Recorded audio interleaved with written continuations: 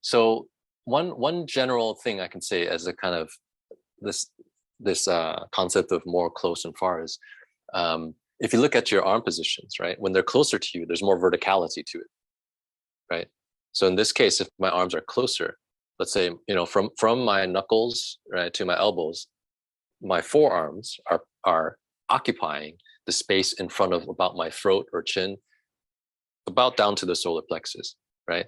So defensive positions in general should be closer to the body. It makes sense because they cover more of that vertical, right? You can say that y-axis space. So, defensive techniques, whether it's karate or whatever style, I don't want to talk about specific styles, then they're more close, right? These kind of positions like this, whatever shape, up, down, left, right, but your elbows are more bent, in other words, right? Your shoulders are more flexed, right? Yeah. Even like I said before, like in our kind of vocabulary, we have this tan, right? Would a tan be good if your arm is totally straight? No, because it doesn't have very much sort of obstruction, right, of this vertical plane. And so, is that bad? Yes, it's not so beneficial if you're trying to defend, right? Now, can we flip it and think, well, yes, it's bad in that context. Can we be creative, sort of martial philosophers? Or, this is all from application. It's not just abstraction.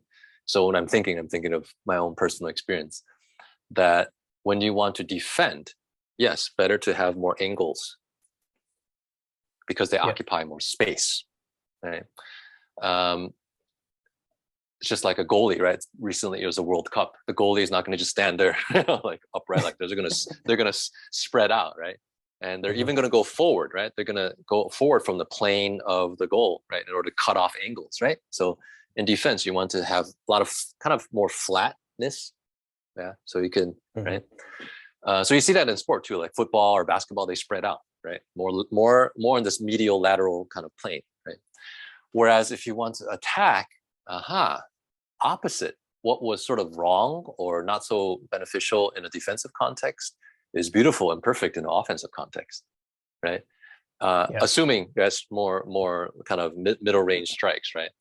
I need to have less angles, right? I need to, whatever strike it is, I need to be able to reduce the angularity of my limbs, right? Whether it's a kick or a punch, right?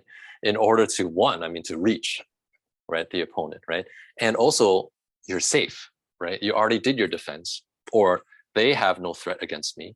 Then kind of go back to the first point, is that I can perhaps then strike on that z-axis center line, right? Yeah. And I can lose all the angles of my arm to get full extension.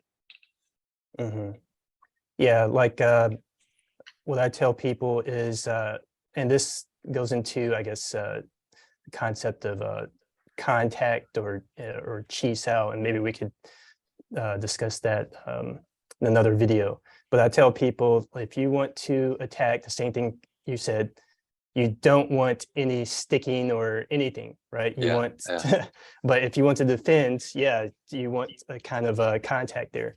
So so if you want to defend, you want kind of like an X, right? This is how, this is like how I explained, simply explain things. You want a cross.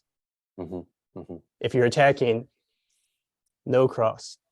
You want to slide straight past. So I think what you said is was very cool there. So. If you use the coordinate system that we talked about, then if you want to defend, right, you want to create more intersectability, right, with the opponent. I mean, if we quote the late Xiaolong, Lei Xiulong, right, the little dragon, then he talked about intercepting, right, the way of the intercepting fist, Jeet Kune Do, right. And so actually that's a very defensive definition, right, of at least in one way of understanding, what is meant by Jeet Kune Do. It's like intercepting the fist is kind of like what we're talking about. More intersection in the, let's talk about planes now, not axes, right? Two axes define a plane.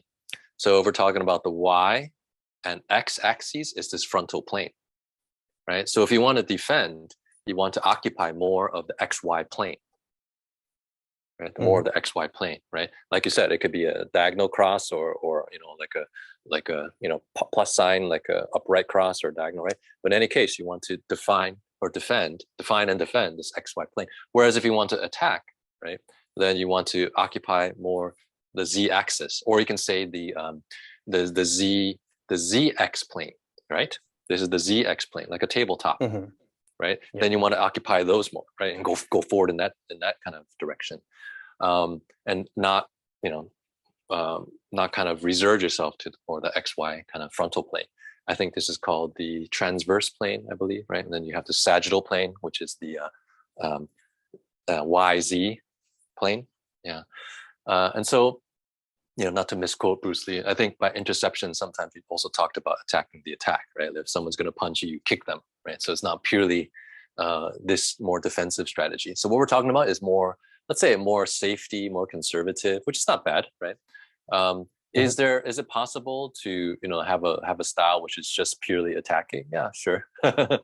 Right. And if you apply that well and you have zero defensive, it's kind of more like boxing in a way. I mean, they have kind of like body movements and footwork, but not so many blocks. Like in more, let's say, classical traditional systems, there's maybe a dozen or 24 types of blocking. Whereas in say boxing, it's more of an offensive, more of a progressive system in terms of attacking. They have some guard positions, right? But mainly it's these attacks, right? So again, it's I like to talk in terms of a variety of different scales of frameworks, and be flexible in their application. So I can have a lot of interesting conversation with people of different styles and lineages who apply, subsets of these abstract frameworks. So I think to have wisdom, let's just, use that terminology, is to be able to hold multiple maps in mind or in body at one time.